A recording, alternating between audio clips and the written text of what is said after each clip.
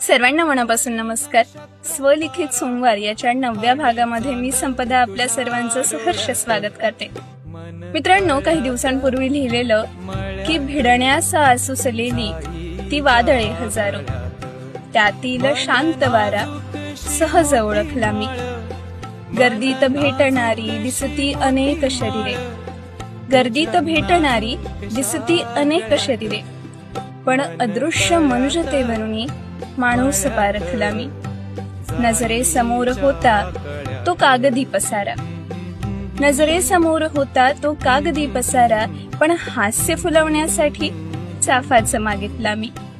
रत्ने नजीक आली काया सजवण्यासाठी, रत्ने नजीक आली काया सजवण्यासाठी, पण केसात माळण्यासाठी मोगराच घेतला मी.